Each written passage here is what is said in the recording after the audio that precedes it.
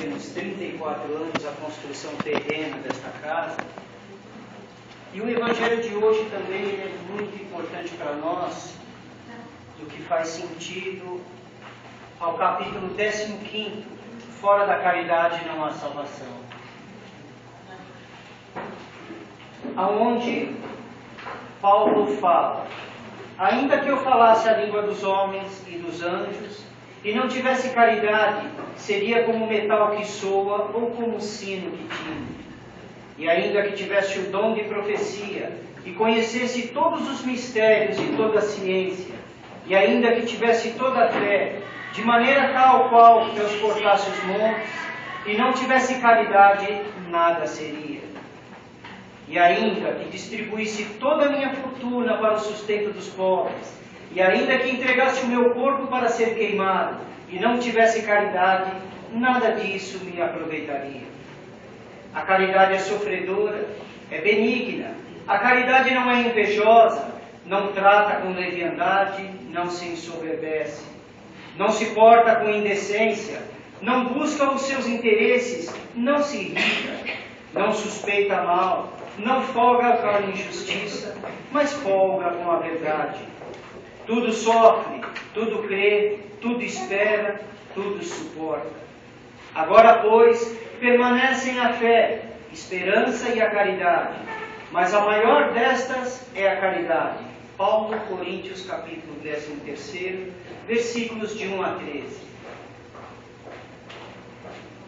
A caridade é algo muito profundo, é algo que envolve não uma atitude coletiva, mas uma atitude individual. O simples fato de eu ir a um orfanato, doar uma cesta básica, já é um ato de caridade? É um bem material que nós estamos dispondo no caso da cesta básica. Quando nós vamos a um orfanato, imbuído de querer fazer o melhor e transmitir o melhor. Mas e a nossa preparação interior? E o nosso desejo de emanar estas energias, ao qual nós nos preparamos anteriormente, a fim de doarmos o que temos de melhor para doar? Porque, como diz a passagem, se eu falasse a língua dos anjos e não existisse amor, eu simplesmente estaria sendo um objeto de leitura. De que me adiantaria ser um catedrático, mas não existir a essência divina ao qual Cristo nos passa? Porque Cristo é a personificação do amor. Porque fazer a caridade é algo que exige de nós, seres individuais, um desprendimento além da matéria. Porque é muito fácil eu pegar R$1 do bolso e jogar para o mendigo. Pelo menos esse não vai me encher mais as paciências por hoje. Qual é o mérito disso? Nós não sabemos o que pode acontecer amanhã. E este círculo pode se transformar aonde nós estejamos no lugar daquele mendigo, estendendo as mãos. Existem muitos casos que podem ser relatados, inclusive alguns daqui, que estavam com a sua situação, seja ela financeira, psicológica, tranquila, de repente houve uma guinada em sua vida, onde perdeu o foco da vida, onde se perdeu o norte de continuar vivendo em sociedade, aonde se viu sem os pés, sem o chão. E no momento sublime, o nosso anjo da guarda encosta em nós e diga: meu filho, meu amigo, vá buscar uma ajuda. Alguns, infelizmente, buscam esta ajuda em determinados vícios. Outros abrem um pouco mais o seu leque de sensorial para ouvir melhor o seu anjo da guarda e vão buscar ajuda psicológica. E muitos outros, como nós que aqui estamos reunidos, viemos em busca de uma ajuda mais espiritualizada. Mas de que adianta eu vir buscar uma ajuda e não estar apto a recebê-la, se o meu coração não quer recebê-la? É aí que faz a diferença, porque nós precisamos ter uma mudança íntima, gradativa, crescente, constante, fortalecendo-nos cada vez mais, a fim de que possamos divulgar a nossa mensagem cristã. E ainda que eu tivesse o dom da profecia, imaginemos se nós tivéssemos o dom da profecia, ter o conhecimento espiritual nos faz um indivíduo caridoso. Se nós tivéssemos o conhecimento do que amanhã irá acontecer, nós iríamos nos tornar caridosos? Com certeza nós faremos grandes apostas amanhã. O Brasil vai ganhar ou o Brasil vai perder. Independente do resultado, eu vou ganhar os benefícios materiais no banco de apostas. Ou então eu poderia utilizar, dependendo da minha evolução moral, utilizar 6 números e jogar no sábado de manhã e no domingo já estar sorrindo. Isso me tornaria caridoso para comigo mesmo? Talvez não. Talvez esta riqueza material nos leve mais profundamente aos nossos medos, aos nossos receios, às nossas síndromes do pânico, porque detentores de muitas riquezas materiais têm que andar com um carro blindado, têm que andar com seguranças, têm que se assusta com a própria sombra.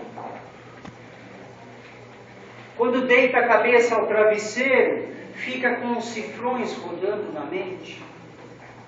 É aí que entra a função de nós nos reformarmos intimamente e compreendermos o que é importante para nós. É como Paulo diz: de que adianta eu distribuir as riquezas, mas no intuito de eu querer ser ovacionado pelo mundo? De que adianta eu querer distribuir todas as benesses possíveis para que me vejam como um rei? Mas no fundo eu estou com aquela famosa lei de Gerson, levando vantagem em tudo. E quando nós agimos desta forma, de querer levar vantagem em tudo, significa que alguém está na desvantagem. A balança simplesmente só tem 2 lados. Se eu levo vantagem, alguém perde. Se você leva vantagem, o outro perde. Se aquele país leva vantagem, o outro país perde.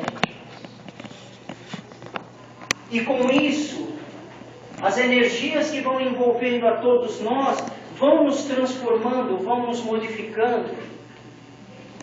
E às vezes nós vamos deixando a nossa caridade de lado, para ficarmos presos no nosso mundo. Muitas vezes, nós olhamos e pensamos, eu já fiz muitas vezes isso, se eu ganhar na Mega Sena, eu vou fazer X, Y, Z. Mas esta doação desinteressada faria com que eu realmente desejasse tirar a minha túnica com aquele cidadão e caminhar não 1000, mas 2000 passos? Será que no momento de desespero eu estaria propenso a simplesmente ouvir, a simplesmente soltar uma palavra de amor, de carinho? Porque a verdadeira caridade, ela traz consigo uma energia muito grande, que vai fazendo com que cada vez mais nós comecemos a trabalhar as nossas virtudes, que nós cada vez mais comecemos a desenvolver o sorriso no momento que nos afrontam, no momento que nós somos provados, quando cansamos de pedir paciência a Deus. momento que nós estamos sendo caridosos para conosco mesmo. Eu acredito que muitos de vocês já passaram por essa experiência de fazer algo desinteressadamente e receber um belo sorriso, ou um belo abraço, ou simplesmente um olhar de que eu vou seguir o que você me falou. Da mesma maneira, o inverso também acontece. Um exemplo clássico é isso: quando nós recebemos um e-mail de piadinha, automaticamente paramos tudo e distribuímos para a relação inteira de amigos. E às vezes nós recebemos uma mensagenzinha desse tamanhozinho, falando sobre fé, perseverança, coragem, nós colocamos numa caixinha do lado. Mas isso nós iremos mudar. Isso nós estamos mudando. Nós estamos invertendo porque nós queremos a transformação e a reforma íntima. Porque quando nós nos irritamos, quando nós perdemos um pouco o nosso equilíbrio, automaticamente nós perdemos a razão. Automaticamente as forças que viriam para nos auxiliar vão fazer com que ela se volte para outra pessoa. O que eu quero dizer com isso? Um exemplo simples. Outro dia eu estava passando de moto ali e vi que a porta do cidadão estava aberta. Eu buzinei para ele, para avisá-lo que a porta estava aberta, ele abaixou o vidro e começou a me xingar. Ele fez um pré-julgamento de que todo motociclista é chutador de retrovisor. É um cara que vai brigar, é um cara que vai xingar, que não tem paciência para esperar pelo menos o semáforo abrir. E eu, na minha boa vontade de dizer para ele que a porta dele estava aberta e que ele poderia até sofrer um acidente se aquela porta abriu, eu simplesmente elevei meu pensamento a Deus. Que ele vá com Deus. Porque mais para frente ele parou do meu lado, ficou me encarando e eu só falei para ele: eu só queria te avisar que a sua porta estava aberta. O azar dele foi tão grande que eu não tinha visto, mas eu acho que era esposa ou namorada, que a mulher começou a brigar com ele. Que eu ouvi: tá vendo você com esse jeito de ser? Mas muitas vezes isso não acontece. Muitas vezes nós sofremos constantes ataques de medo. Hoje o planeta Terra está envolto numa forma de violência que nos agride. De tal forma que às vezes nós nos recusamos a sair para o mundo para fazermos a caridade que tanto precisamos para nos erguermos. E nós precisamos amar ao próximo como a nós mesmos. E esse conjunto de atributos, para aprendermos a amar ao próximo como a nós mesmos, exige que nós tiremos de nós mesmos o orgulho, que nós tiremos a vaidade, que nós tiremos o nosso instinto animal que é deflagrado num simples pisão de pé. Hoje em dia é mais fácil esse gatilho ser disparado no trânsito. Uma pequena fechadinha, nós demonstramos o nosso instinto animal. Mas isso está mudando. E nós temos por obrigação ensinar, através do nosso ato caritativo, aqueles pequenininhos que nos foram legados. Sejam filhos, filhas, sobrinhos, sobrinhas, enteados, sejam qual for, que estejam no nosso círculo de vida social. Precisamos orar e vigiar. Precisamos aprender a saber contar pelo menos até 5. Precisamos aprender a sentir Jesus através de seus ensinamentos. Porque Ele disse que nós podemos fazer o que Ele fez e muito mais. Estamos a caminho. Nós não podemos nos despreciar. Nós não podemos achar que nós somos pequeninos demais, que não temos condições de fazer a caridade. Isso é falsa modéstia. Isso é orgulho. Porque cada um de nós sim temos condições de fazer a caridade. independente de tamanho, independente de quantidade.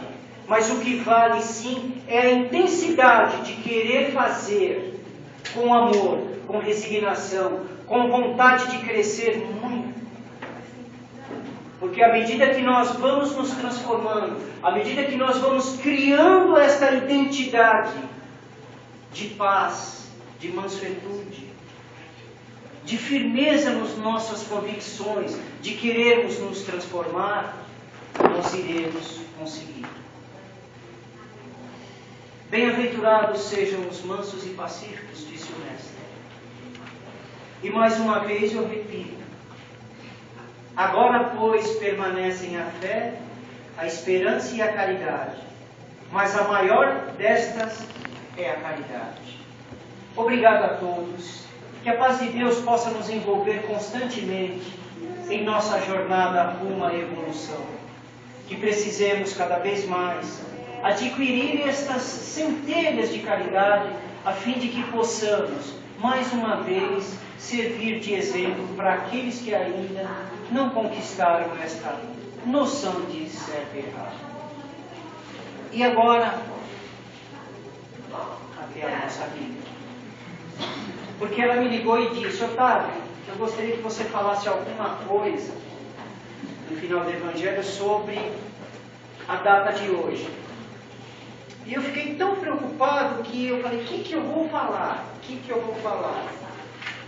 E aí, acho que está dobrado. Isso. Aí eu pedi ajuda para o meu anjo da guarda. Eu consegui escrever só a data. O resto, passa bem.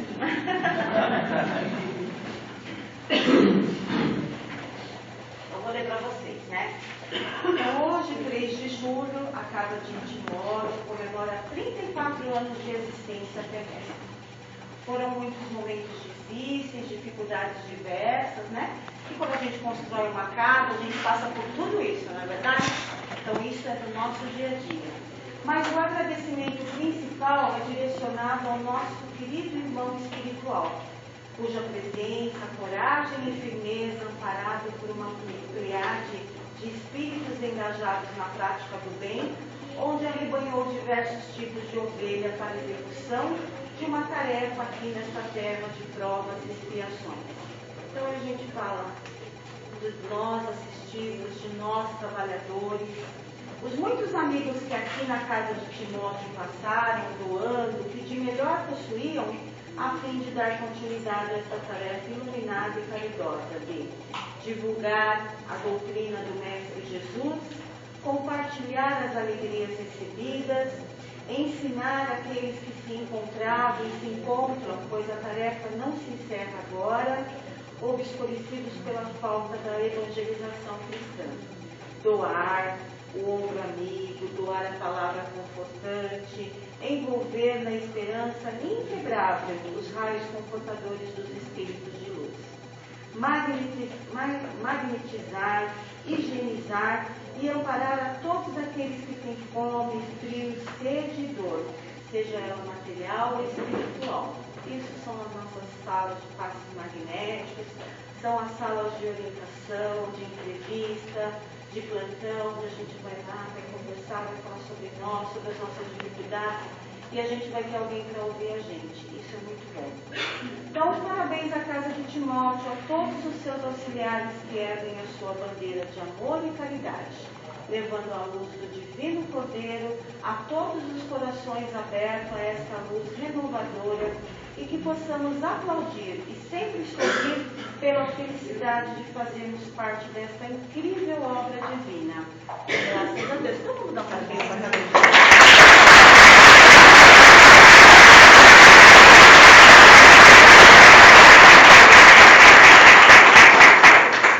Então a gente vai encerrar, né? Porque a gente já encerrou com essa mensagem, com essa salva de palmas para casa, que a gente possa e sempre recebendo e doando também o melhor de nós, sabe? Porque a gente é iluminado.